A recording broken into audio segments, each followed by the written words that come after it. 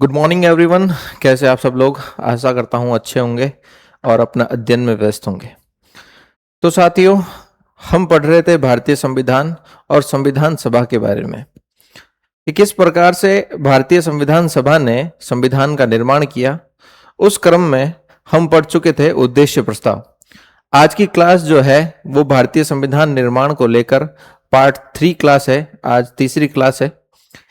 इस क्लास में हम उद्देश्य प्रस्ताव के आगे जो भी प्रक्रिया हुई भारतीय संविधान को लेकर भारतीय संविधान सभा के संदर्भ में, वो सारी चीजें आज की क्लास में हम पढ़ेंगे। आइए शुरू करते हैं भारतीय संविधान सभा और संविधान का निर्माण। उद्देश्य प्रस्ताव तक हम जो है पार्ट 2 में हम पढ़ चुके हैं। उद्देश्य प्रस्ताव तक आज उद्देश्य प्रस्ताव से आगे शुरू करते हैं कि क्या है, कैसे है।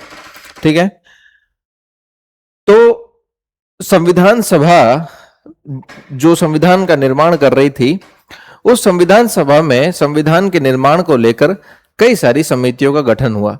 जिस प्रकार से आज संसद के कामकाज को लेकर कई सारी समितियों का गठन होता है, ठीक उसी प्रकार से संविधान सभा में भी संविधान के कामकाज को लेकर कई सारी समितियां बनी, जिनका काम था संविधान के किसी एक बिंदु पर या कहे संविधान के किसी एक हिस्से पर विचार विमर्श करना था और उसके संबंध में कार्य करना था।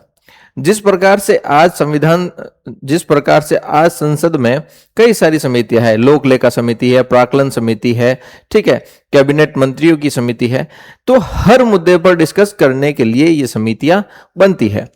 ये समितियां जो है 12 महीने काम करती है, लेकिन संसद के सत्र जो होते हैं वो एक निश्चित समय के लिए आहूत होते हैं। ठीक है, लेकिन ये समितियां जो होती है पूरे वर्ष भर काम करती है संसद के लिए या संसद में उठाए गए मुद्दों पर। ठीक इसी प्रकार से संविधान सभा में भी कई सारी समितियां बनी थी। यानी कि कितनी समितियां बनी थी?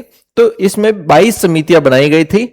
10 समितियां जो है वो कार्य विधि से संबंधित थी और 12 समितियां जो थी वो जो है मूल मामलों से संबंधित थी। मूल मामलों से संबंधित मतलब ऐसे विशेष प्रावधान जो कि संविधान को विशेष बनाते हैं, यानी कि विशेष प्रावधान, यानी कि ऐसे प्रावधान जो कि संविधान को एक विशेषता प्रदान करते हैं, उन चीजों पर, यानी कि जो संविधान के महत्वपूर्ण हिस्से हैं, उन चीजों पर विचार करने के लिए होता यह है कि 12 समितियां अलग से बनाई जाती है और इन 12 समितियों में एक समिति होती है प्रारूप समिति, यानी कि मूल विषय पर बात करने के लिए 12 समितियां गठित की गई थी।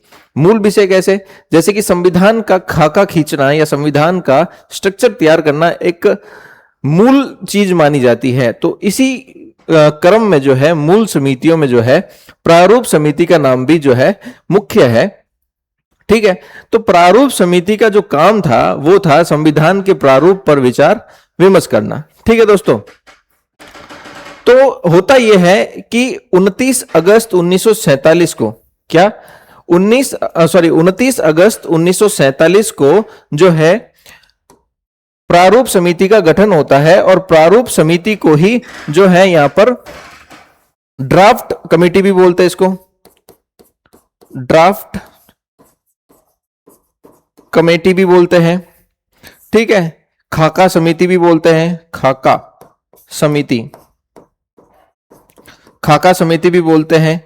ठीक है, ऐसे कई सारे नामों से इसको जाना जाता है, प्रारूप समिति भी बोलते हैं। ठीक है, तो इस तरह से कई सारे नाम हैं, इन नामों से प्रारूप समिति को संबोधित किया जाता है। अब होता यह है कि संविधान यानी कि तत्कालीन गवर्नर जनरल जो थे, उन्होंने एक संवैधानिक सलाहकार नियुक्त किया था संविधान सभा में, B.N. राव। क्या नाम था? B.N. राव। ये जो B.N. राव थे, इनको जो है संविधान सभा का संवैधानिक सलाहकार नियुक्त किया गया था और इन्हीं के कहने पर हुआ यह था कि 1935 के भारत शासन अधिनियम के माध्यम से भारत से बर्मा देश जो है ना, जिसको म्यांमार बोलते हैं, आधुनिक म्यांमार,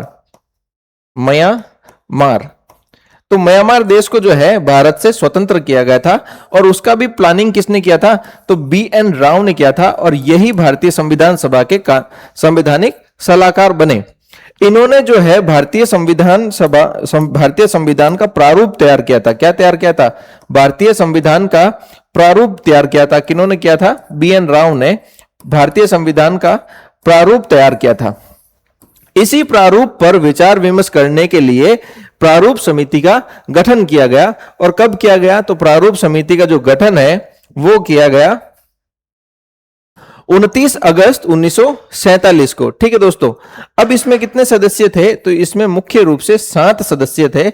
और 7 सदस्यों में सबसे इंपॉर्टेंट सदस्य जो माने जाते हैं वो माने जाते हैं डॉक्टर भीमराव अंबेडकर, जो कि स्वतंत्र भारत के पहले विधि मंत्री भी बने।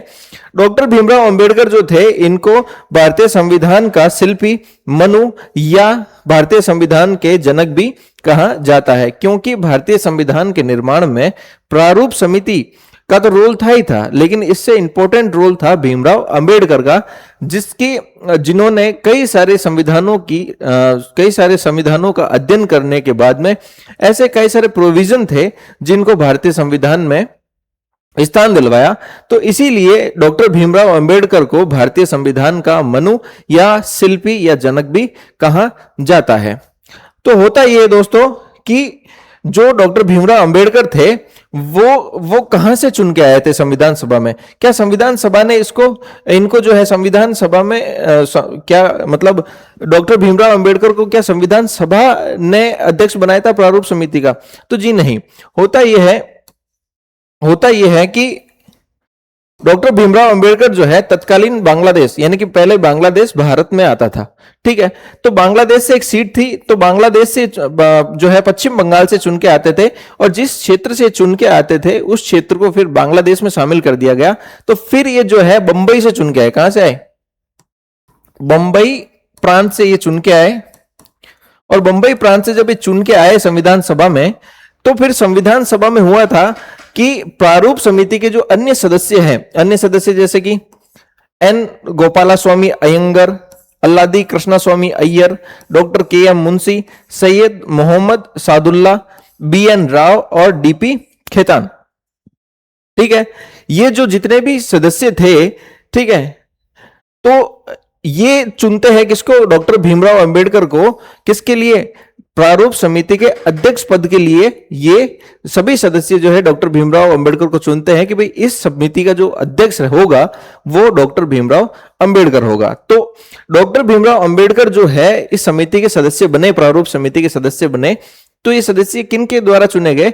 तो प्रारूप समिति के अन्य सदस्यों द्वारा चुने गए, ना कि संविधान सभा ने इनको अध्यक्ष बनाया था। तो ये 7 सदस्यीय जो है एक समिति थी। इस समिति में अध्यक्ष जो थे वो डॉक्टर भीमराव अंबेडकर थे। और अब डॉक्टर भीमराव अंबेडकर तो थे ही, ठीक है, इसके अलावा अन्य 6 सदस्य और थे। ठीक है, एन गोपालास्वामी अयंगर, अल्लादी कृष्णस्वामी अय्यर, KM मुंशी, ये मूल रूप से कांग्रेसी थे। ठीक है, ये कांग्रेस पार्टी के थे। ठीक है, फिर दूसरी बात, मोहम्मद सादुल्ला, ये मुस्लिम लीग से आते थे। किससे? मुस्लिम लीग से ये आते थे, इनका संबंध मुस्लिम लीग से था। BN मित्र, क्या नाम था इनका? BN मित्तल बोलते हैं इनको, BL मित्तल भी बोलते हैं कहीं कहीं। ठीक है, इनके त्यागपत्र पर, यानी कि इन्होंने किसी कारणवश या स्वास्थ्य कारणों की वजह से जो है इन्होंने त्यागपत्र दे दिया। और जब इन्होंने त्यागपत्र दिया तो इनके स्थान पर जो चुन के आए संविधान सभा में मनोनीत होकर आए वो थे N माधव राव। क्या नाम था इनका? N माधव राव, जो कि BL मित्र के स्थान पर या BL मित्तल के स्थान पर भारतीय संविधान सभा में आए। ठीक है, या कहे प्रारूप समिति में आए। अब होता यह है कि मूल सदस्य जो थे DP खेतान की क्या हुई? 1948 में मृत्यु हो गई। और जब मृत्यु हो गई तो इनकी जगह पर TT कृष्णमाचारी जो है सदस्य मनोनीत हुए प्रारूप समिति में। तो ये 7 सदस्य थे। ठीक है, इंपॉर्टेंट यहां पे क्या है कि भाई जो अध्यक्ष थे वो डॉक्टर भीमराव अंबेडकर थे। दूसरी बात है कि क्या संविधान सभा मतलब क्या प्रारूप समिति ने ही संविधान का प्रारूप तैयार किया था? तो जी नहीं, ये प्रारूप तैयार किया था BN राव, जो कि संविधान सभा के संवैधानिक सलाहकार थे। उसी प्रारूप पर विचार विमर्श करने के लिए एक समिति बनी 29 अगस्त 1947 को, जिसका नाम रखा गया ड्राफ्ट कमेटी या मसौदा समिति या कहे प्रारूप समिति। ठीक है, अब इसमें दूसरी बात क्या है कि BL मित्र या BN मित्तल जो कि मूल समिति के सदस्य माने जाते हैं, लेकिन इन्होंने त्यागपत्र दे दिया, तो इनके स्थान पर कौन आ गए मनोनीत होके? वो आ गए N माधव राव। ठीक है, फिर DP खेतान की मृत्यु हो गई। ठीक है, तो इनके स्थान पर कौन आए? तो TT कृष्णमाचारी जो है संविधान की जो प्रारूप समिति है उसमें मनोनीत हो क्या है। ठीक है, प्रारूप तैयार करके जनवरी 1948 में प्रकाशित। ठीक है, यानी कि जब संविधान की ये प्रारूप समिति जो थी, इसने जब संविधान के प्रारूप को अच्छे से तैयार कर दिया, तो तैयार करने के बाद में जो है जनवरी 1948 में इसको प्रकाशित किया गया। कब किया गया? जनवरी 1948 में इसको प्रकाशित किया गया, और प्रकाशित करने के बाद में जनता को और अन्य जो सदस्य थे, संविधान सभा के सदस्य थे, उनको 8 महीने का समय दिया गया इसमें जो है क्या चेंजेस करवाने हैं, क्या रिक्वायर्ड है, जनता की क्या रिक्वायर्ड है, क्या चेंजेस होने चाहिए, जनता क्या चाहती है। तो 8 महीने का इसमें समय दिया गया। ठीक है दोस्तों, और 8 महीने के समय के बाद में प्रारूप समिति ने जो है फाइनली भारतीय संविधान को गढ़ दिया, या कहे उसको बना लिया। कुल इसमें कितने हुए? 7,635 संशोधन प्रस्तावित हुए। कितने? यानी कि जब जनवरी 1948 को इसको पारित किया, मतलब पेश किया गया, जनता के सामने रखा गया, या कहे संविधान सभा के सदस्यों के सामने रखा गया, तो 7,635 संशोधन आए कि भाई इन इन बिंदुओं में संशोधन करने हैं। ठीक है, लेकिन फिर सोच समझ के जो है 2473 बिंदुओं पर जो है संशोधन कर लिए गए, और करके फिर संविधान को एक फाइनल टच दे दिया गया। ठीक है, तो ये प्रारूप समिति थी जिसका भारतीय संविधान के निर्माण में बहुत बहुत इंपॉर्टेंट रोल माना जाता है। ठीक है, टोटल 22 समितियां थी, 10 जो है कार्यविधि से संबंधित थी, और 22 जो है संविधान के मूल बिंदुओं पर बातचीत करने के लिए बनाई गई थी। ठीक है, आगे बढ़ते हैं। अब कुछ अन्य समितियां थी जो कि संविधान सभा में अलग अलग कार्य कर रही थी। यानी कि हमने देखा था कि 10 समितियां जो थी वो अन्य कार्य विधियों के लिए बनाई गई थी। अब अन्य कार्य विधियां कैसे? नियम समिति, संघ सरकार समिति, ठीक है, मौलिक अधिकारों पर उप समिति, झंडा समिति, मतलब ये जो है कार्य विधियों से संबंधित समितियां थी। अब इनके अध्यक्ष कौन थे? ये एग्जाम में खूब पूछा जाता है। कभी जो है एक तरफ समितियां दे देते, एक तरफ अध्यक्ष दे देते, फिर मिलान वाला क्वेश्चन पूछ लिया जाता है। तो ये जो है अन्य समितियां थी, संविधान सभा की अन्य प्रमुख समितियां, इनको बोलते हैं कार्य विधि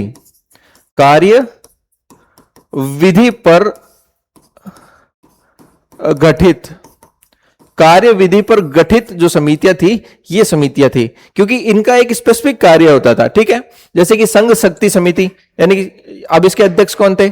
जवाहरलाल नेहरू। संघ शक्ति समिति मतलब इसका काम यही होता था कि ऐसी कौन कौन सी शक्तियां हो जो सिर्फ संघ के पास हो। संघ सरकार को मजबूत करने के लिए ये समिति बनाई गई थी, संघ शक्ति समिति। संघ का मतलब ही होता है केंद्र सरकार, संघीय सरकार। संघीय सरकार के पास में कौन कौन से राइट्स रहेंगे, कौन कौन सी शक्तियां रहेगी, क्या संघ सरकार की भूमिका रहेगी, ये चीज है। तो इसके अध्यक्ष कौन बने? पंडित जवाहरलाल नेहरू। ठीक है, संघीय संविधान समिति। अब संघीय संविधान समिति मतलब संविधान में किस प्रकार की चीजें हो, उसके लिए जो है ये समिति बनाई गई थी। संघीय संविधान का मतलब ये होता है कि जो संघ सरकार है किन नियमों के अधीन शासित होगी। मतलब संघ सरकार भी तो कुछ नियमों के अधीन, यानी स्पेसिफिक नियम, संघ सरकार के लिए जो स्पेसिफिक नियम है, यानी कि यहाँ पे संविधान का मतलब ही नियमों से है। संविधान का मतलब भी किन से? नियमों से है। यानी कि ऐसे नियम जो कि संघ सरकार को संचालित करने में सहायक हो, या ऐसे नियम जिनके अधीन संघ सरकार संचालित होगी, उनको बोलते हैं संघीय संविधान। ठीक है, और इस पर जो बातचीत करने के लिए या इस पर काम करने के लिए कौन सी समिति बनी? तो एक समिति बनी, इसका नाम रख दिया गया संघीय संविधान समिति। इसके भी अध्यक्ष कौन थे? इसके अध्यक्ष थे पंडित जवाहरलाल नेहरू। ठीक है, फिर दूसरी बात है राज्यों से समझौता करने वाली समिति। अब राज्यों से समझौता करने वाली समिति मतलब वो भी पंडित जवाहरलाल नेहरू के अधीन ही काम करती थी। अब राज्यों से समझौता करने वाली समिति, यानी कि हुआ ये कि जब संविधान सभा का गठन हुआ तब कैबिनेट मिशन ने एक बात कही थी। क्या बात कही थी? कि भाई जो रियासतें हैं वो अपना स्वतंत्र अस्तित्व भी बनाए रख सकती है और पाकिस्तान और भारत किसी भी राष्ट्र में शामिल हो सकती है। तब उस समय तो रियासतें ही राज्य हुआ करती थी। तब जाके एक समिति बनी। क्या समिति बनी? कि भाई रियासतों की क्या रिक्वायर्ड है, रियासतों को क्या चीजें दी जाए, क्या चीजें छीनी जाए, कितना अधिकार दिए जाए, कौन से अधिकार दिए जाए। ठीक है, ये बात हुई। ये बात करने के लिए कौन सी समिति बनी? तो राज्यों से समझौता करने वाली समिति, यानी कि राज्यों से कई बातों पे समझौते किए गए कि भाई राज्य देखो ये चीज तुम नहीं कर सकते, इसलिए ये चीज हम करेंगे, जिसको आज हम बोलते केंद्र राज्य संबंध बोलते हैं ना, केंद्र राज्य संबंध। तो केंद्र राज्य संबंध किन चीजों पे टिके हुए? कुछ समझौते भी तो टिके हुए, राज्य और केंद्र के बीच में कुछ समझौते हुए, उन समझौता का परिणाम ही केंद्र राज्य संबंध है, जिसको हम पढ़ते हैं। ठीक है, एक उदाहरण के लिए मानिए जीएसटी। जीएसटी एक टैक्स स्लैब है, तो उसमें 3-4 प्रकार की जीएसटी है, मतलब सीजीएसटी, एसजीएसटी। ठीक है, तो एसजीएसटी राज्यों के लिए होती है, सीजीएसटी सेंटर के लिए होती है। तो एक क्या है, राज्य और वसूलता कौन है? केंद्र सरकार वसूलती है।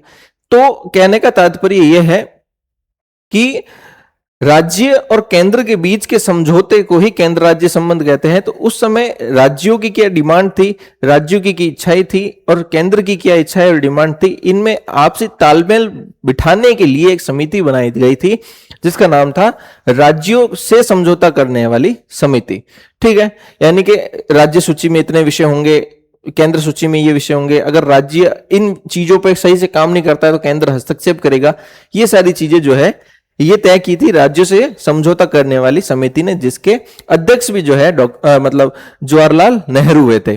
पंडित जवाहरलाल नेहरू जो है इसके अध्यक्ष हुए थे। तो संघ शक्ति समिति, संघीय संविधान समिति और राज्यों से समझौता करने वाली समिति के अध्यक्ष पंडित जवाहरलाल नेहरू हुए थे। ठीक है, जो कि भारत के पहले प्रधानमंत्री भी रहे। अब बात करते हैं कि भाई प्रांतीय संविधान समिति। प्रांतीय संविधान समिति का मतलब होता है कि ऐसे नियम जिन नियमों के अधीन प्रांतीय सरकारें या प्रांतीय शासन संचालित होगा, वो कौन कौन से नियम होंगे। तो उस पर एक समिति बनी थी, प्रांतीय संविधान समिति, जिसके अध्यक्ष थे सरदार वल्लभ भाई पटेल, भारत के पहले उप प्रधानमंत्री, और ये गृह मंत्री भी थे। मौलिक अधिकार, ठीक है, फंडामेंटल राइट्स, अल्पसंख्यक संबंधी परामर्श समिति, ये सरदार वल्लभ भाई पटेल, बार बार डॉक्टर निकल जा रहा है, डॉक्टर भीमराव अंबेडकर के परिप्रेक्ष्य में।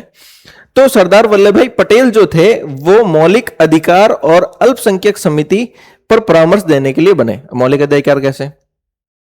यानी कि जब भाग 3 में मौलिक अधिकारों को रचा जा रहा था, तो मौलिक अधिकारों से संबंधित कौन कौन से अधिकार होंगे, अधिकार भी होंगे, तो क्या निरपेक्ष अधिकार होंगे या सापेक्ष अधिकार हो गए। निरपेक्ष अधिकार का मतलब होता है कि उस पर किसी भी प्रकार का बाउंडेशन नहीं, यानी कि स्वतंत्रता है तो इतनी स्वतंत्रता है कि कोई उस पर कोई रोक टोक नहीं कर सकता। लेकिन भारत में सापेक्ष स्वतंत्रता को अपनाया गया है, मतलब अगर स्वतंत्रता है भी तो एक सीमित एरिया तक है, मतलब एक सीमित स्तर तक है। उसके बाद में राष्ट्रीय सुरक्षा को लेकर जो है, अखंडता एकता को लेकर जो है, इस पर प्रतिबंध लगाए गए हैं, यानी कि युक्त प्रतिबंधों के अधीन मौलिक अधिकार आते हैं। तो इस पर बातचीत करने के लिए जो समिति बनी, परामर्श देने के लिए जो समिति बनी, उसके अध्यक्ष सरदार वल्लभ भाई पटेल थे। अल्पसंख्यकों के क्या अधिकार होंगे, अल्पसंख्यकों को किस प्रकार से समाज की मुख्य धारा में लाया जाएगा, उनके शिक्षण संस्थाओं को लेकर, उनकी संस्कृतियों को लेकर, उनके राइट्स को लेकर, अधिकार को लेकर क्या अलग से उनको अधिकार दिए जाएंगे, इन सभी चीजों पर जो है बातचीत करने के लिए समिति बनी थी, परामर्श के लिए समिति बनी थी, और इसके अध्यक्ष भी जो है सरदार वल्लभ भाई पटेल हुए। ठीक है, तो कहने का मतलब है मौलिक अधिकारों और अल्पसंख्यकों से संबंधित जो परामर्श समिति थी, उसके अध्यक्ष सरदार पटेल थे। अब जैसा कि हमने समझा, प्रारूप समिति जो थी, प्रारूप समिति जो है वो डॉक्टर भीमराव अंबेडकर के अधीन कार्य करती थी, अध्यक्षता में कार्य करती थी। प्रक्रिया नियम समिति, प्रक्रिया मतलब नियम, यानी कि जो संविधान सभा की क्या प्रक्रिया होगी, किन प्रक्रियाओं के तहत वो काम करेगी संविधान सभा, तो उसके लिए एक प्रक्रिया कहे या नियम समिति कहे, वो बनाई गई, और उसके अध्यक्ष जो है स्वयं डॉक्टर राजेंद्र प्रसाद हुए, जो कि संविधान सभा के अध्यक्ष, राजेंद्र प्रसाद हुए, जो कि डॉक्टर राजेंद्र प्रसाद हुए। ठीक है, ये संविधान सभा के अध्यक्ष भी रहे और भारत के पहले राष्ट्रपति भी रहे। ठीक है। संचालन समिति, ये भी डॉक्टर राजेंद्र प्रसाद के अधीन ही काम करती थी, अध्यक्षता में काम करती थी। वित्त और कर्मचारी समिति, जो कि डॉक्टर राजेंद्र प्रसाद के अधीन काम करते थे। वित्त और कर्मचारी समिति का मतलब होता है कि संविधान सभा का भी कोई वित्त हुआ होगा, मतलब संविधान सभा अगर कार्य कर रही है तो कुछ खर्चे भी तो होंगे। तो संविधान सभा का क्या वित्त है, उस पर एक समिति बनी। साथ ही साथ संविधान सभा के जो सरकारी कर्मचारी है, जो काम कर रहे हैं, उनका भी एक अलग से वित्त होता है। जैसे कि आप समझिए, अगर राज्यों की विधान परिषद और विधानसभा है, संसद के जो दोनों सदन है, उनका भी एक अलग से खर्चा चलाने के लिए वित्त आवंटित होता है। उनके कर्मचारियों को वेतन देने के लिए अलग से एक वित्त आवंटित होता है। तो ठीक उसी प्रकार से एक समिति का गठन संविधान सभा में भी किया गया था, जिसका काम था कि संविधान सभा के संचालन के लिए कुछ वित्त की आवश्यकता होती है, तो उस वित्त पर बातचीत करने के लिए, और संविधान सभा के संचालन में जो कर्मचारी रिक्रूट हुए हैं, जिन कर्मचारियों को लगाया गया है, उनको भी वेतन भत्ते देने होते थे। इसीलिए जो है वित्त और कर्मचारी संबंधी समिति का गठन किया गया डॉक्टर राजेंद्र प्रसाद के नेतृत्व में। ठीक है दोस्तों। राष्ट्रीय ध्वज पर तदर्थ समिति, ठीक है, राष्ट्रीय ध्वज समिति जो है, इसका काम था कि हमारा भारत का ध्वज कैसा होगा। ठीक है, और इसके अध्यक्ष भी डॉक्टर राजेंद्र प्रसाद थे। हाउस कमेटी का मतलब होता है सदन समिति, यानी कि जो संविधान सभा की हाउस कमेटी जो थी, यानी कि इंटरनली जो डिसीजन लेने थे, उसके लिए हाउस कमेटी बनाई थी। हाउस कमेटी का मतलब ये होता है संविधान सभा के इंटरनली डिसीजन। ठीक है, तो उसके पट्टाभी सीतारामैया अध्यक्ष हुए। व्यापार समिति का आदेश, यानी कि व्यापार समिति का आदेश, या कहे व्यापार संबंधी समिति, और व्यापार संबंधी यानी कि देश में जो व्यापार हो रहा है, ठीक है, या कहे देश विदेश से भी जो व्यापार हो रहा है, उसके संबंधी एक समिति बनाई गई थी। ठीक है, और उसके अध्यक्ष जो थे वो थे KM मुंशी, कन्हैयालाल माणिक्यलाल मुंशी। ठीक है, संविधान सभा के कार्यों पर समिति, यानी कि संविधान सभा जो भी कार्य करेगी, ठीक है, उन कार्यों पर जवाबदेहिता सुनिश्चित करने के लिए, क्या कार्य कर रही है नहीं कर रही है, उस पर निगाह बनाए रखने के लिए, उसको जो है नियंत्रण में लाने के लिए एक समिति बनी थी GV मावलंकर के नेतृत्व में। ठीक है, और यही GV मावलंकर जो है, ये लोकसभा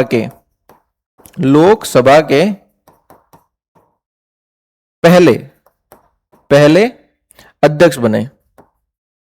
ठीक है, GV मावलंकर, इनका पूरा नाम है गणेश वासुदेव मावलंकर।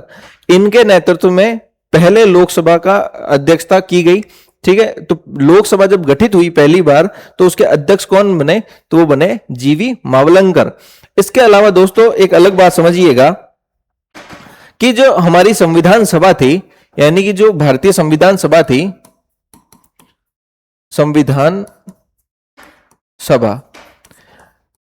जो भारतीय संविधान सभा थी, वो कुछ समय के लिए दो किरदार निभाती थी। पहला किरदार तो जो निभाती थी, वो संविधान सभा का ही निभाती थी, यानी कि एक संविधान निर्मात्री के रूप में काम करती थी, संविधान सभा के रूप में काम करती थी। और जो काम करती थी, उसका कार्य क्या था? उसका कार्य था भारतीय संविधान का निर्माण। क्या कार्य था? भारतीय संविधान का निर्माण करना। ठीक है, निर्माण करना। ठीक है, लेकिन वही ये आंशिक संसद के रूप में भी काम करती थी।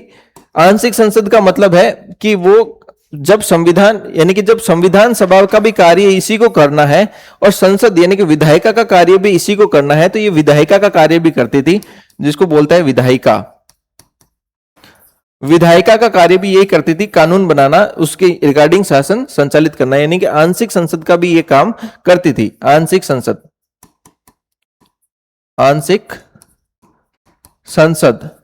तो आंशिक संसद का कार्य भी ये करती थी। आंशिक संसद का मतलब होता है कि पूर्ण रूप से संसद नहीं बनी थी। पूर्ण रूप का मतलब कि भारत में आम चुनाव नहीं हुए थे और वयस्क मताधिकार के माध्यम से सदस्यों को चुनाव नहीं हुआ था, लोकसभा और राज्यसभा का गठन नहीं हुआ था। ठीक है, तो ये एक आंशिक संसद के रूप में काम करती थी। अब यहां समझिए, जब संविधान सभा के रूप में काम करती थी, तो इसके अध्यक्षता जो करते थे वो अध्यक्षता करते थे डॉक्टर राजेंद्र प्रसाद।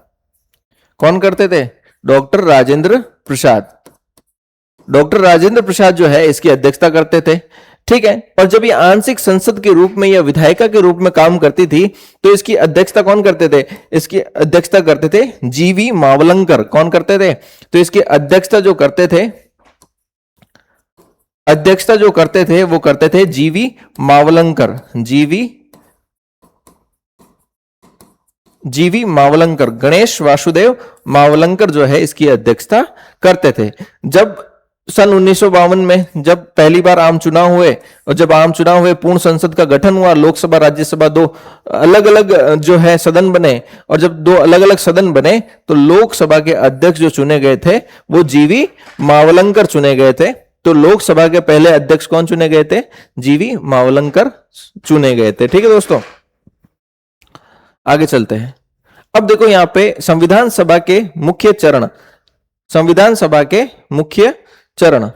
अब संविधान सभा जो थी वो कई चरणों में विभाजित थी, उसने कई चरणों पर अपने कार्य संपन्न किए। अब कौन कौन से चरण थे वो, आइए समझते हैं। तो संविधान सभा के मुख्य चरणों की अगर हम बात करें तो पहला चरण या पहला स्टेज अगर बात करें, या फिर चरणों की जगह में यह लिख दूं आयु। क्या है? आयु। संविधान सभा की आयु, यानी कि संविधान सभा एक समय तक ही संविधान सभा कहलाई, फिर वो संसद बन गई, यानी कि उसका नया जन्म हो गया, ठीक है। तो ये अगर कहा जाए कि संविधान सभा की आयु को 3 भागों में बांटिए तो ये 3 भाग वही है। तो पहला स्टेज इसका है तो उसको कहते हैं शैशवावस्था या शिशुकाल, ठीक है। शिशु काल का मतलब होता है कि इसका नया नया फॉर्मेशन हुआ था, या कहे ये नई नई गठित हुई थी। और ये गठित किस योजना के तहत हुई थी? ठीक है, कैबिनेट मिशन योजना के अंतर्गत इसका गठन हुआ था। यानी कि 6 दिसंबर 1946 से लेकर 14 अगस्त 1947 तक जो है इसका पहला चरण रहा, जब तक देश स्वतंत्र नहीं हो गया था, ठीक है। तो 6 दिसंबर 1946 से लेकर जो है 14 अगस्त 1947 तक, यानी कि देश स्वतंत्र होने से एक दिन पहले तक जो था इसका शिशु काल माना जाता था। और यह किसके अधीन काम करती थी? ये कैबिनेट मिशन योजना के अंतर्गत कार्य करती थी, ठीक है दोस्तों। क्योंकि मार्च 1946 को कैबिनेट मिशन आया और आके जो है अपनी सिफारिशें प्रस्तुत करी और संविधान सभा का गठन करा, ठीक है। तो जो है दिसंबर 1946 से अगस्त 1947 तक जो है कैबिनेट मिशन योजना के अंतर्गत संविधान सभा कार्य करती है, और इसको संविधान सभा का शैशव काल या शिशु काल कहा जाता है कि एक शिशु के रूप में थी, ठीक है। धीरे धीरे शिशु बड़ा होता है, वयस्क बनता है। तो ये दूसरा चरण जो है संविधान सभा का वयस्क काल कहा जाता है। ये वयस्क बन गई, क्या यहां पे जो है ये संविधान सभा वयस्क बन गई। वयस्क इन द सेंस 5 अगस्त 1947 से 26 नवंबर 1949 तक, यानी कि जब तक संविधान आंशिक रूप से लागू नहीं हो गया, आंशिक रूप से लागू नहीं हो गया संविधान, ठीक है, तब तक, यानी कि 26 नवंबर 1949 को संविधान आंशिक रूप से लागू हो गया था। तो 5 अगस्त 1947 से जो है लेकर 26 नवंबर 1949 तक, जब तक संविधान को आंशिक रूप से लागू नहीं कर दिया गया था, अडॉप्ट नहीं कर दिया गया था, अंगीकृत नहीं कर दिया गया था, तब तक संसद जो है संविधान सभा जो है एक संप्रभु संस्था के रूप में काम करती थी। संप्रभु संस्था का मतलब होता है कि उस पर किसी का कोई अधिकार नहीं है। यानी कि पहले तो कैबिनेट मिशन का था, कैबिनेट मिशन अर्थात ब्रिटिश संसद कह सकते हैं इसको, जी हाँ बिल्कुल, यानी कि इनडायरेक्टली ब्रिटिश संसद के अधीन ये काम करती थी। लेकिन जो दूसरा चरण है या दूसरा फेज है, इसमें जो संविधान सभा जो थी वो किसी के अधीन काम नहीं करती थी, एक संप्रभु सॉवरेन बॉडी के रूप में काम करती थी, जिस पर किसी का अधिकार नहीं था। ये अपने डिसीजन लेने के लिए जो है स्वतंत्र थी, ठीक है। इसके अलावा ये अस्थायी संसद के रूप में भी, या कहे आंशिक संसद या अस्थायी संसद के रूप में भी ये काम करती थी। यानी कि इसकी दोहरी भूमिका हो गई। जब संविधान का निर्माण करती थी तो संविधान सभा कहलाती थी और इसके अध्यक्ष जो थे वो डॉक्टर राजेंद्र प्रसाद थे। और जब अस्थायी संसद का काम ये करती थी तब इसकी अध्यक्षता जो करते थे वो जीवी मावलंकर करते थे। और संसद का मतलब होता है कानून बनाना, कानूनों में संशोधन करना। ये काम जो था संविधान सभा का अस्थायी संसद के रूप में भी था, जो कि ये दूसरा चरण है। 5 अगस्त 1947 से 26 नवंबर 1949 तक चला। अब इसकी आती है वृद्धावस्था। ठीक है, ये वृद्ध हो गई, वृद्धावस्था। ठीक है, तो ये वृद्धावस्था आ गई, तो ये वृद्ध हो गई, वृद्ध का मतलब अब बूढ़ी हो गई। ठीक है, तो 27 नवंबर 1949 से मार्च 1952 तक, जब भारत में पहली बार लोकसभा के आम चुनाव हुए थे, तब तक ये जो है अस्थायी संसद के रूप में काम करती है। अस्थायी संसद के रूप में काम करती है 27 नवंबर 1949 से लेकर मार्च 1952 तक। जब तक भारत में लोकसभा के आम चुनाव नहीं हो गए, तब तक ये अस्थायी संसद के रूप में ही काम करती है। और फिर जब क्या होता है कि सन 1952 में, यानी कि सन 1952 में जब लोकसभा के आम चुनाव हो जाते हैं, तब संसद का गठन होता है। आधुनिक संसद या आज की संसद का गठन होता है। और इसमें 2 सदन होते हैं, पहला लोकसभा और दूसरा राज्यसभा। ठीक है, ये चीज है। तो पूरी की पूरी जो संविधान सभा थी, इन चरणों में काम करती है। ठीक है, ये संविधान सभा की आयु है कि पहले जो था 14 अगस्त 1947 तक, यानी कैबिनेट मिशन जब भारत आ गया, उसके बाद जब संविधान सभा गठन हो गया, तब से लेकर 14 अगस्त 1947 तक संसद ने काम किया था कैबिनेट मिशन योजना के अधीन, यानी कि ब्रिटिश हुकूमत के अधीन। फिर इसके बाद में क्या हुआ कि अगस्त 1947 से नवंबर 1949 तक ये संविधान सभा के रूप में भी काम करती थी, अस्थायी संसद के रूप में भी काम करती थी। युवा अवस्था बोलते इसको।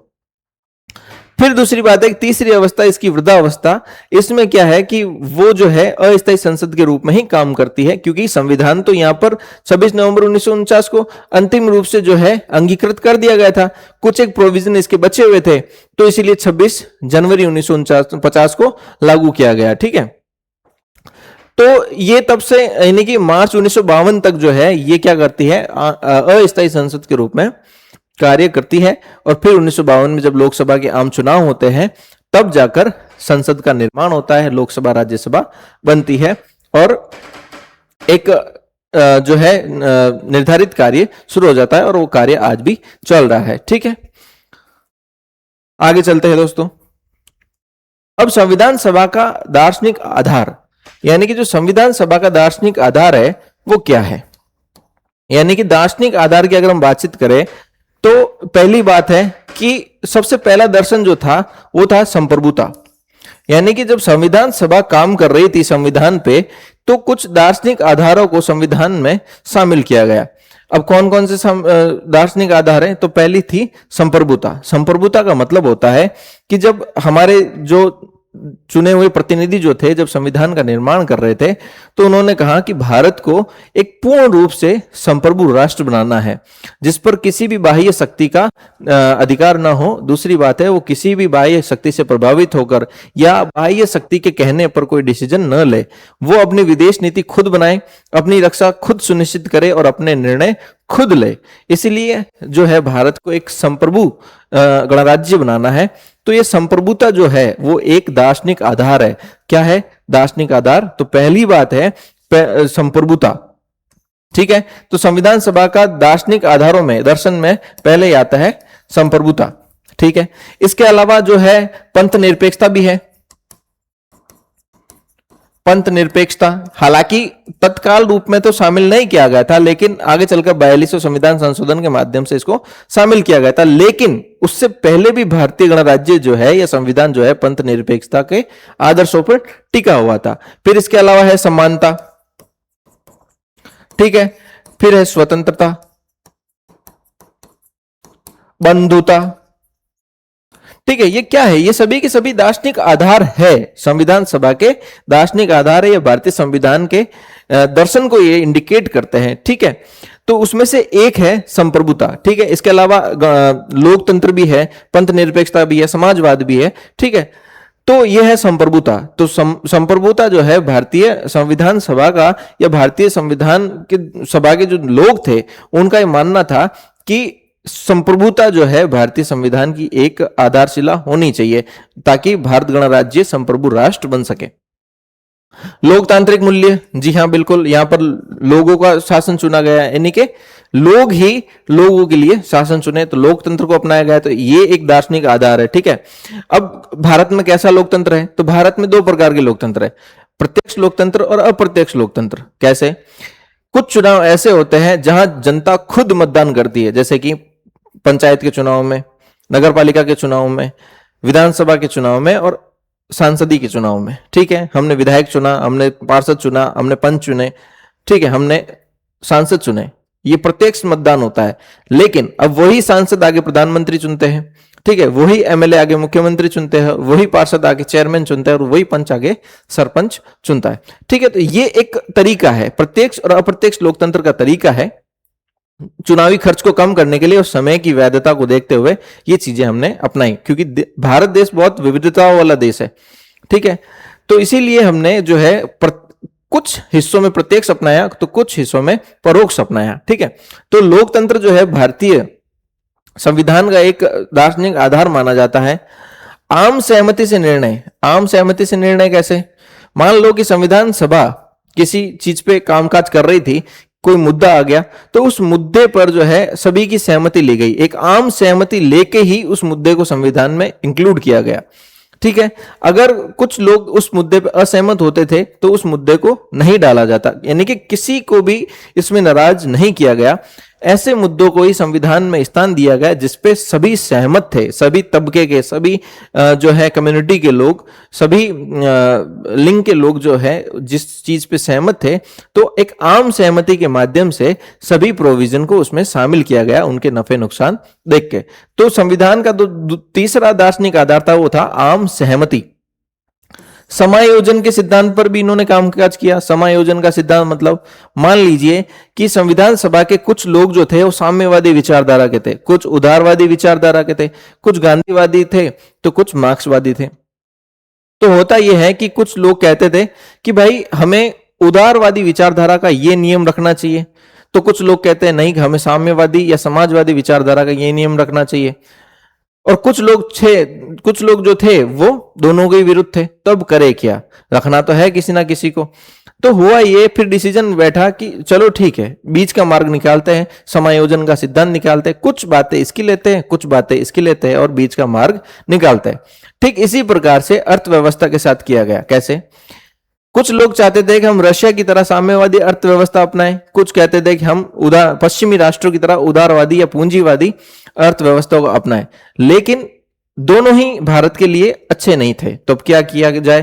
तो समायोजन के सिद्धांत को अपनाया गया और समायोजन के सिद्धांत के माध्यम से कुछ बातें साम्यवाद की ली गई और कुछ बातें पूंजीवादी अर्थव्यवस्था की ली गई और एक नई अर्थव्यवस्था बनाई गई, मिश्रित अर्थव्यवस्था, जहां निजी सेक्टरों को भी काम करने की अनुमति है और सार्वजनिक सेक्टर को भी अनुमति है। साथ ही साथ कुछ ऐसे सेक्टर है, निजी सेक्टर, जहां रेगुलेटर की भूमिका में, नियामक की भूमिका में सरकार काम करती है, ताकि सारा संसाधन जो है एक पक्ष में न झुक जाए। ठीक है, तो इसको बोलते हैं समायोजन का सिद्धांत, जहां पर दो चीजों के बीच का एक मार्ग निकाला गया। ठीक है, फिर अगर हम बात करें पांचवें दार्शनिक आधार की, तो वो होता है समाजवाद। समाजवाद का मतलब ये होता है दोस्तों, एक आसान भाषा में समझिएगा, कि देश में जो संसाधन है उनका केंद्रीयकरण नहीं होने देना, यानी कि जो संसाधन है उनका कुछ लोगों तक सीमित, वो जो है संसाधन कुछ लोगों तक सीमित नहीं रहे, बल्कि उन संसाधनों का इस प्रकार से वितरण हो कि समाज के तबके, जो हर तबके के लोग हैं, उन तक ये संसाधन पहुंच पाए। अमीर हो या चाहे समाज के अंतिम छोर पर खड़ा व्यक्ति हो, उस तक ये संसाधन पहुंच पाए, देश के संसाधन, तो इसको कहते हैं समाजवाद।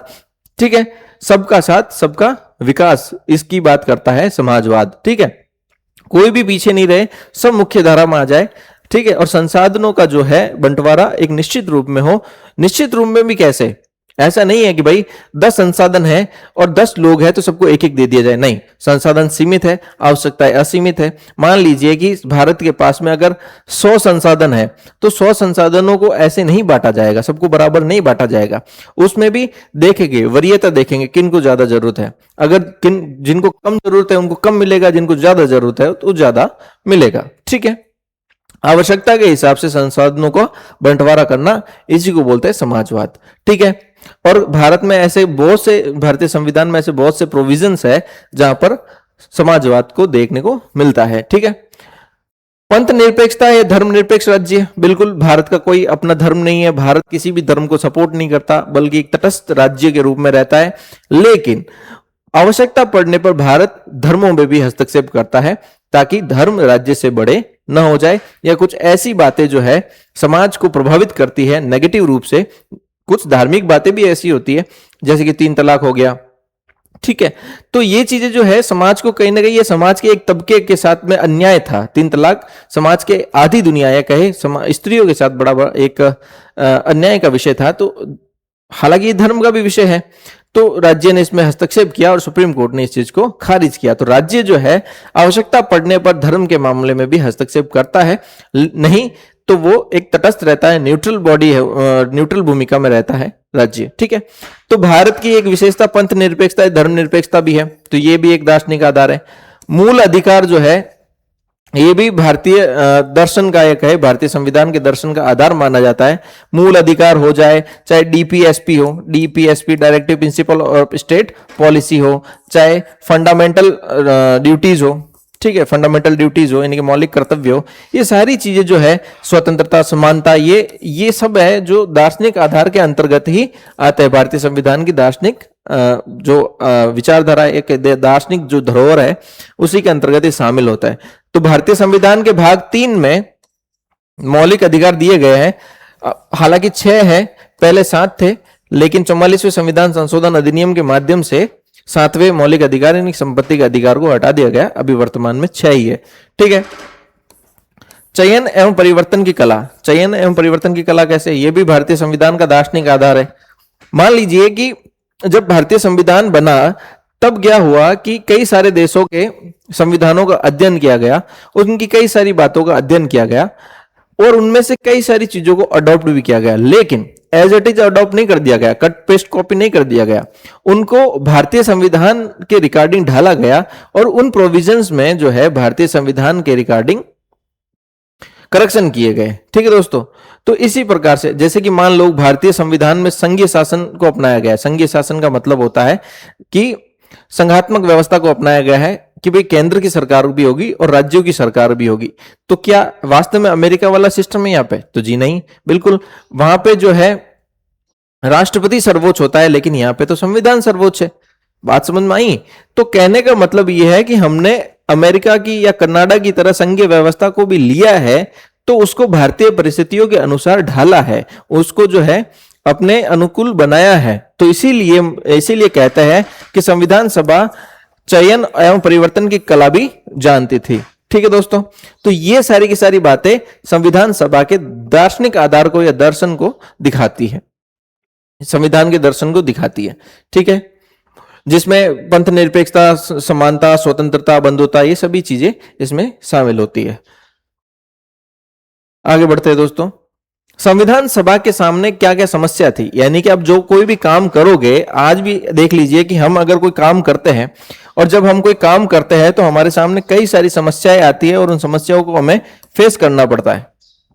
तो संविधान सभा भी जो है कोई आम काम तो कर नहीं रही थी, कोई सामान्य काम तो कर नहीं रही थी, वो जो है पूरे भारत गणराज्य के लिए एक आइन का निर्माण कर रही थी और उस आइन के माध्यम से ही आज देख लीजिए 125 करोड़ 140 करोड़ जनसंख्या संचालित हो रही है और अच्छे से संचालित हो रही है। वरना बाकी देशों के संविधान तो विफल भी घोषित हो चुके हैं, क्योंकि वहां पर आंतरिक विद्रोह हो रहे हैं, जेनजी प्रोटेस्ट हो रहे हैं, ठीक है, गृह युद्ध की कंडीशन है। समझ रहे हैं मेरी बात? तो उन लोगों ने एक अच्छा आइन अर्थात एक अच्छा संहिता, हमें नियम और कानूनों की एक अच्छी संहिता बना के दी भारतीय संविधान के नाम से, जिसके माध्यम से देश की शासन व्यवस्था आज भी चल रही है। सैन्य रूल कभी नहीं आया, आंतरिक विद्रोह कभी नहीं हुआ, जो है लोगों और सरकार के बीच में कभी गृह युद्ध की कंडीशन नहीं हुई।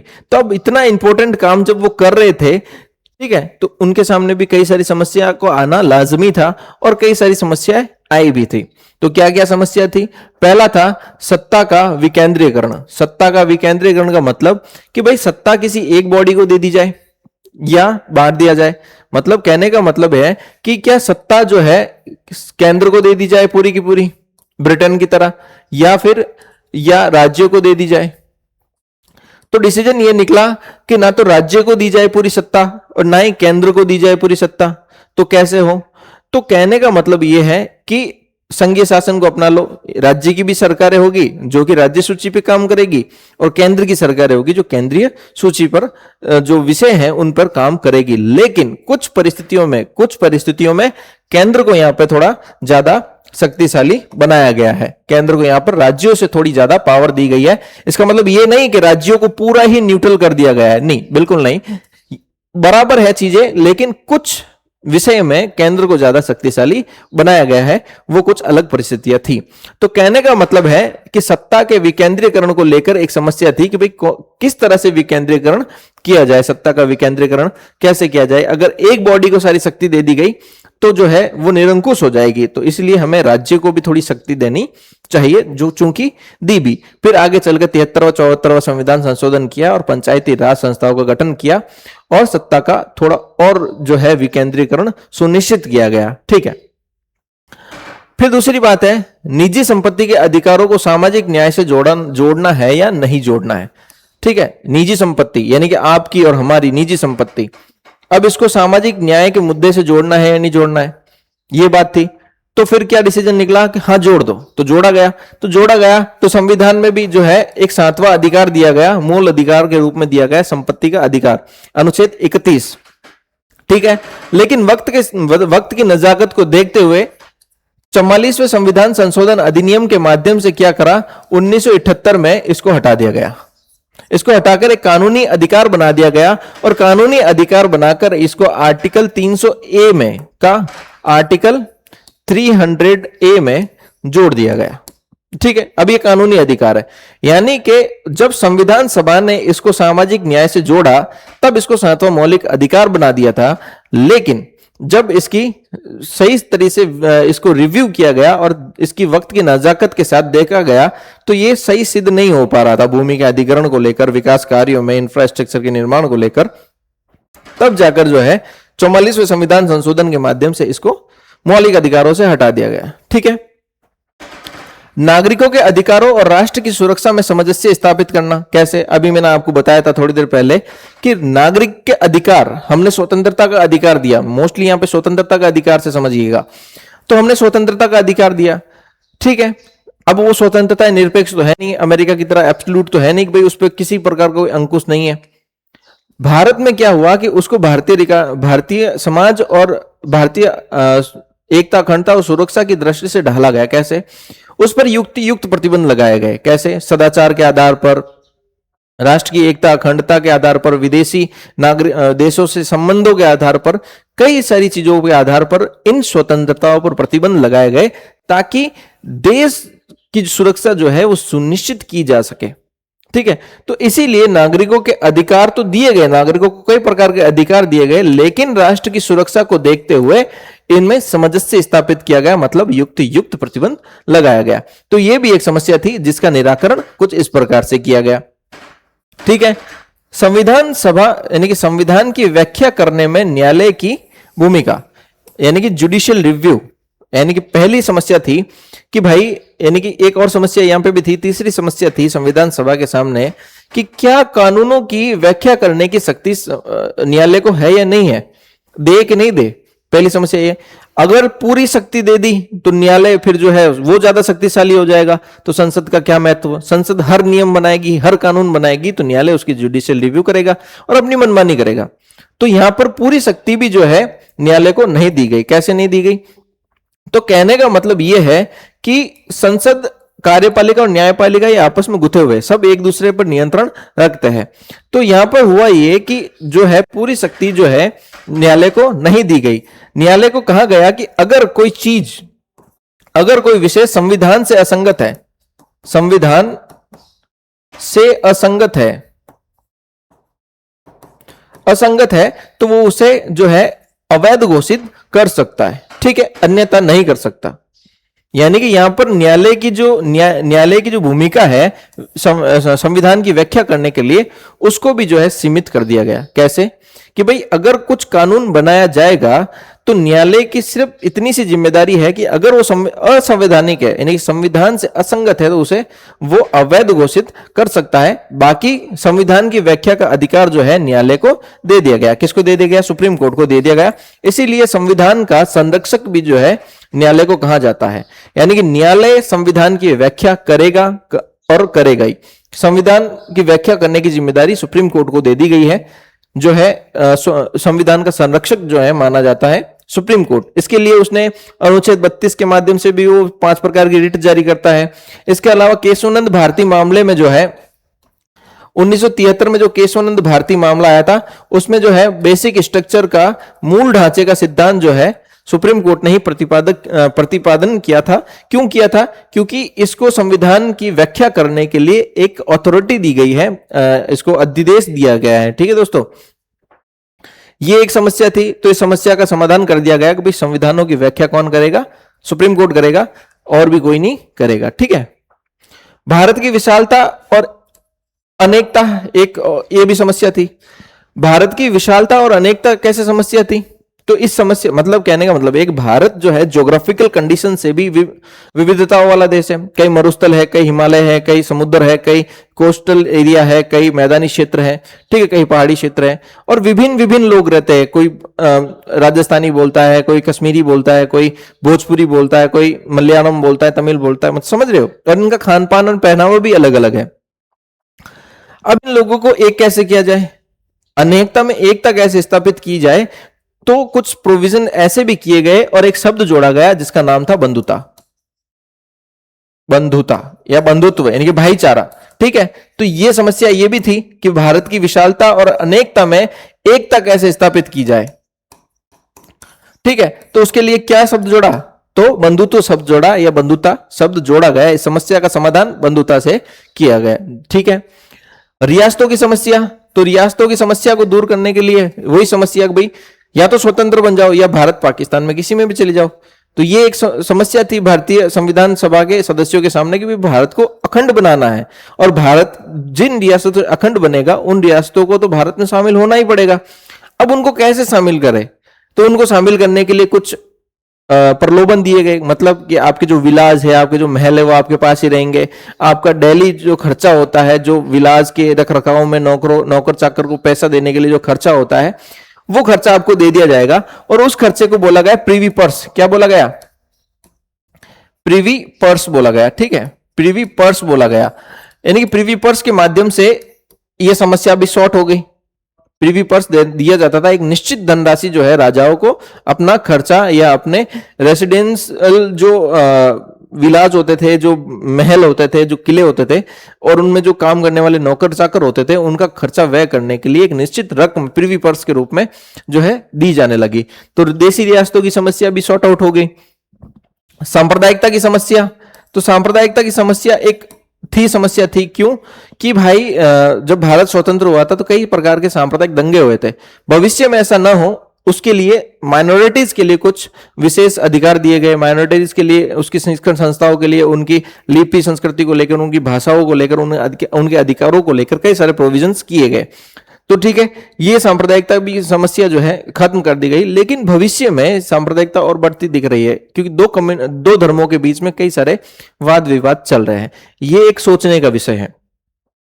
राजभाषा की समस्या, राजभाषा का मतलब होता है कि किस भाषा में सरकारी कामकाज होगा। राष्ट्रीय भाषा नहीं, राजभाषा। और राजभाषा का मतलब होता है कि किस लैंग्वेज में, किस लिपि में भारतीय शासन का कामकाज होगा। अगर कोई आदेश भी आएगा तो किन भाषाओं में आएगा। तो हुआ ये कि हिंदी को राजभाषा बनाई गई। किसको? हिंदी को राजभाषा बनाई गई। हिंदी भाषा को राजभाषा बनाई गई, और देवनागरी लिपि को, देवनागरी लिपि को जो है राजभाषा में शामिल, यानी कि हिंदी जो कि देवनागरी लिपि में लिखी गई हो वो राजभाषा होगी, जिसमें जो है सारे कामकाज जो सरकार के प्रकाशित होंगे। इसके अलावा अंग्रेजी में भी होते हैं। ठीक है। केंद्रेतर राज्यों में शक्तियों का बंटवारा, बिल्कुल एक ये भी समस्या थी। केंद्र और राज्यों में शक्तियों का बंटवारा किस प्रकार से किया जाए? तो आप देखोगे कि भाई 7वीं अनुसूची के माध्यम से 3 विषय रखे गए। क्या रखे गए?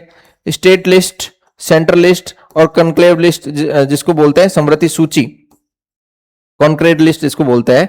यानी कि स्टेट लिस्ट पे तो जो है राज्य कानून बनाएगा, सेंट्रल लिस्ट पे केंद्र कानून बनाएगा, और जो समृति सूची है उस पर दोनों मिलकर कानून बनाएंगे। लेकिन अगर राज्य ने कोई कानून बनाया और राष्ट्रपति की स्वीकृति के लिए चला गया तो वो बात अलग है। लेकिन अगर राज्य कोई कानून बना रही है लेकिन सेंटर ने उस पर पहले ही कानून बना दिया उस विषय पे, तो लागू किसका होगा? वो लागू होगा सेंट्रल गवर्नमेंट का, या संसद द्वारा बनाया गया कानून लागू होगा। तो कहने का मतलब है कि केंद्र को केंद्र की शक्तियां दे दी गई, राज्य को राज्य की शक्तियां दे दी गई, तो ये अपने अपने स्तर पर अच्छे से काम कर रहे हैं, दोनों में कभी झगड़े नहीं हुए, और छोटे मोटे अगर होते भी है तो वो सॉर्ट आउट हो जाते हैं, इतनी बड़ी बात है नहीं।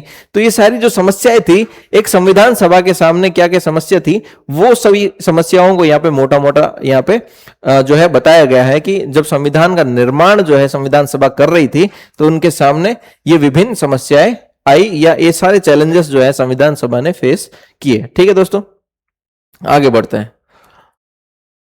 फिर दूसरी बात है कि अब जब संविधान यानी कि कोई काम करोगे आप, तो आलोचक हर जगह मिलते हैं, यानी कि 4 लोग आपकी प्रशंसा करेंगे तो 4 लोग आपकी आलोचना भी करेंगे।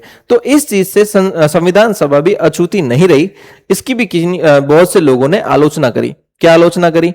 तो जयप्रकाश नारायण ये कहते हैं कि संविधान सभा जो है वो भारतीय जनता का प्रतिनिधित्व नहीं करती। क्यों नहीं करती?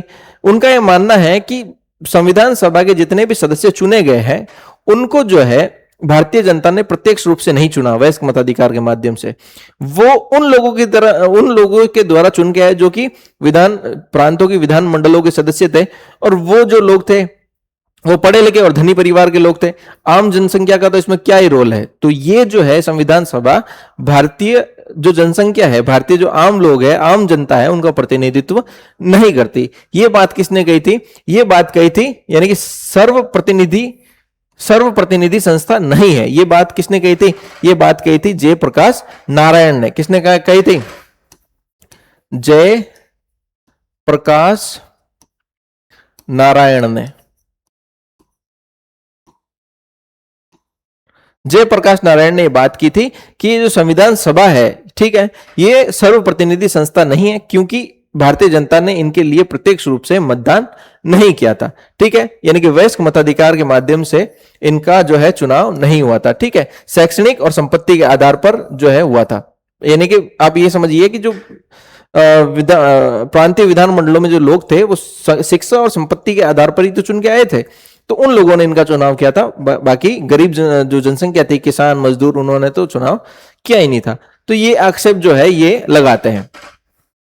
कांग्रेस का आधिपत्य, यानी कि ऑस्टिन नाम का एक व्यक्ति हुआ, एक ऑस्टिन नाम का अंग्रेज विद्वान हुआ, उसने कहा कि ये कांग्रेस का आधिपत्य करने वाली संस्था है। कांग्रेस का आधिपत्य वाली संस्था कैसे? उसने ये कहा कि सबसे ज्यादा जो सदस्य है इस संविधान सभा में वो कांग्रेसी है। मतलब जब चुनाव हुए थे संविधान सभा के तो 208 सीटें जो है मिली थी। 208 सीटें जो किसको मिली थी? वो मिली थी कांग्रेस को। मुस्लिम लीग को 73 मिली थी और 15 जो है वो अन्य लोगों को मिली थी। यानी कि सबसे ज्यादा कौन हो गए? कांग्रेसी हो गए। तो ऑस्टिन ने क्या कहा कि ये सदन जो है ये कांग्रेसी सदन है, यानी कि संविधान सभा ही कांग्रेस है और कांग्रेस ही संविधान सभा है। तो अब नियम कानून किसके बनेंगे? जिसकी लाठी उसकी भैंस होगी। अब नियम कानून जैसा कांग्रेस चाहेगी वैसा बनेगी। ये आक्षेप जो है ये लगाया गया ऑस्टिन के द्वारा, जबकि ऐसा नहीं हुआ। ठीक है, और भी तो कई सारे 73% ये भी थे, 15% ये भी थे। ठीक है, तो कहने का मतलब ऑस्टिन ने ये आक्षेप लगा दिया कि ये कांग्रेसी सदन है। ठीक है, हिंदुओं का सदन, ये विंस काउंट नाम के एक व्यक्ति हुए थे, एक अंग्रेज अधिकारी हुए थे। विंस काउंट, क्या नाम था? Wins count.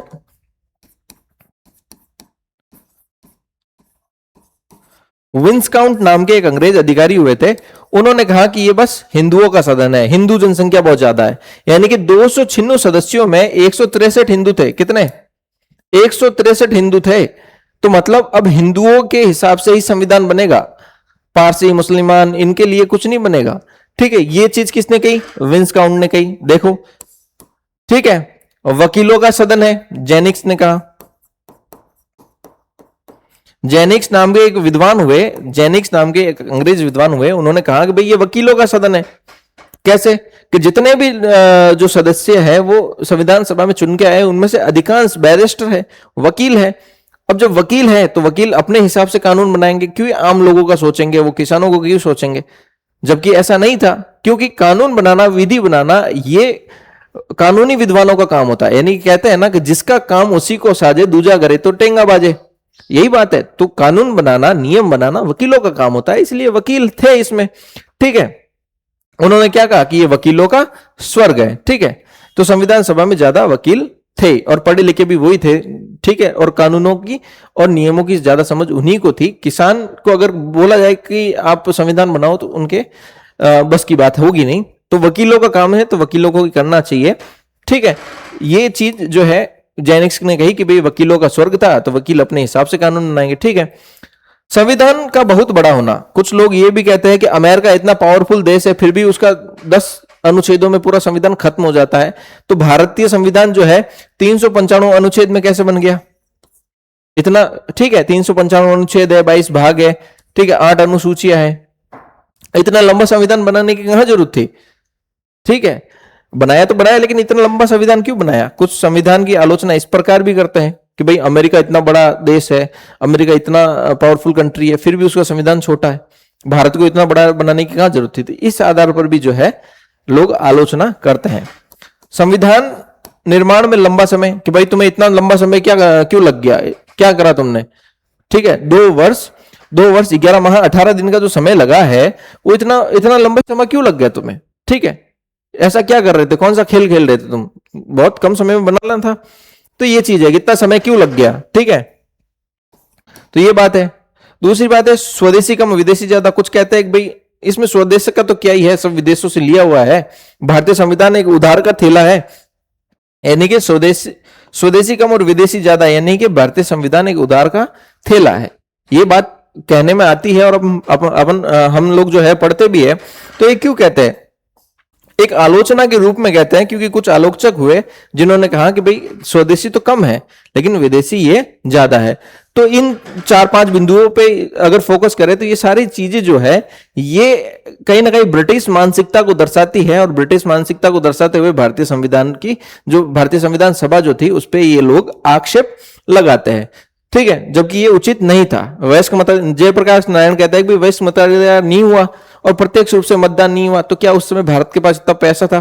क्या वो ऐसी परिस्थितियां थी कि इतने कम समय में वयस्क मताधिकार के माध्यम से प्रत्यक्ष चुनाव कराया जा सके? तो समय की वैधता को देखते हुए, ठीक है, और पैसों यानी खर्च को भी देखते हुए उस समय परोक्ष जो है मतदान करवाना ही उचित था। तो परोक्ष मतदान ही हुए, अप्रत्यक्ष मतदान ही हुए, और जिन लोगों ने चुना, ठीक है, वो भारतीय ही तो थे, कोई और थोड़ी थे, ब्रिटिश थोड़ी थे, वो भारतीय ही तो थे। दूसरी बात है कांग्रेस का सदन था, तो उसमें 73 मुस्लिम लीग के भी तो थे, 15 अन्य के भी तो थे। ठीक है, हिंदुओं का सदन था कि उसमें मुस्लिम नहीं थे, क्या उसमें और कम्युनिटी के लोग नहीं थे? थे, पारसी भी थे, सब थे। वकीलों का सदन था, तो अब कानून बनाने का काम ही वकील का है, किसान का थोड़ी। किसान का काम तो हल चलाना है, कानूनी दावपेच कौन खेलता है? वकील खेलता है, इसलिए वकीलों ने बनाया। संविधान लंबा क्यों है, या संविधान निर्माण में लंबा समय क्यों लग गया, स्वदेशी कम विदेशी ज्यादा, तो ये सारी जो है आलोचना है जो कि विद्वान संविधान सभा की करते हैं। ठीक है, अब कुछ इंपॉर्टेंट चीजें कि भाई संविधान सभा ने क्या क्या कहा, क्या क्या करा अंतिम रूप से, वो चीज देखते हैं। तो 22 जुलाई 1947 को राष्ट्र ध्वज स्वीकार कर लिया गया। राष्ट्र ध्वज मतलब हमारा तिरंगा झंडा जिसके बीच में ब्लू कलर का अशोक चक्र है। ठीक है, वो कब स्वीकार किया संविधान सभा ने? तो 22 जुलाई 1947 को किया। 16 मई 1949 को राष्ट्रमंडल की सदस्यता ले ली गई। राष्ट्रमंडल को यहां समझिएगा दोस्तों, यानी कि राष्ट्रमंडल उन देशों का एक समूह है जो देश ब्रिटिश हुकूमत के अधीन थे, ब्रिटिश ध्वज के नीचे अंतर्गत शासित होते थे। तो उन जब ब्रिटिश हुकूमत से वो देश स्वतंत्र हो गए, तब जाकर ब्रिटिश महारानी के नेतृत्व में एक राष्ट्रमंडलों का गठन बना।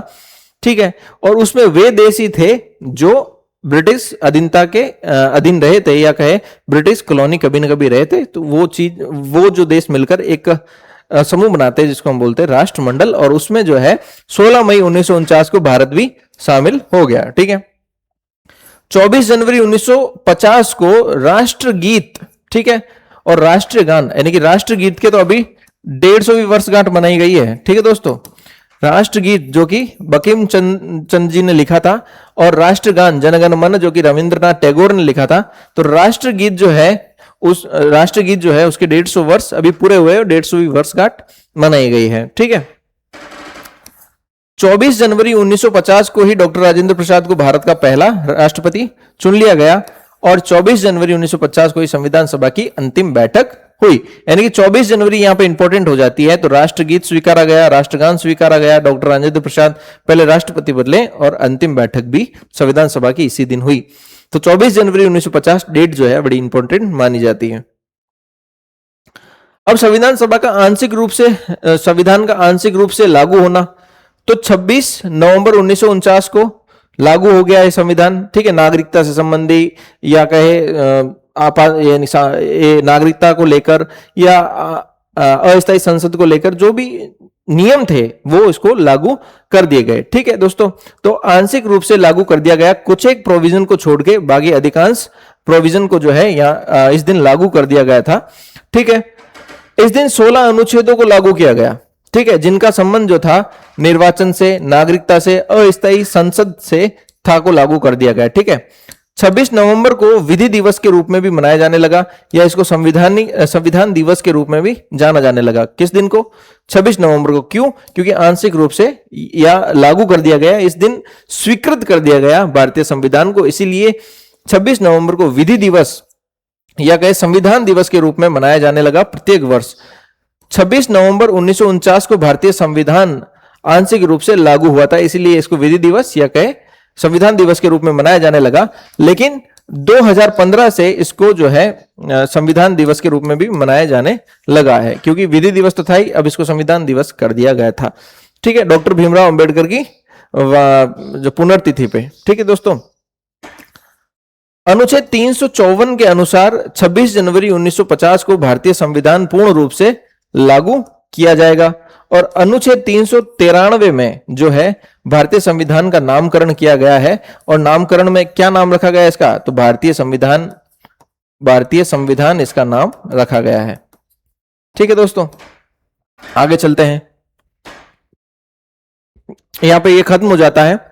तो दोस्तों, ये पूरा का पूरा भारतीय संविधान सभा ने किस प्रकार से कैबिनेट मिशन के माध्यम से एक रूप धारण किया, फिर उसने काम करके एक संविधान बनाया, और उस संविधान से संबंधित जो भी विशेष बातें थी, उसकी क्या समस्याएं थी संविधान बनाने में, उसकी आलोचना किस प्रकार से की जाती है। ठीक है, उनके क्या दार्शनिक आधार रहे होंगे, क्या थॉट रहे थे संविधान बनाते हुए, इन सारी चीजों को हमने जो है इन 3 सत्रों में पढ़ा।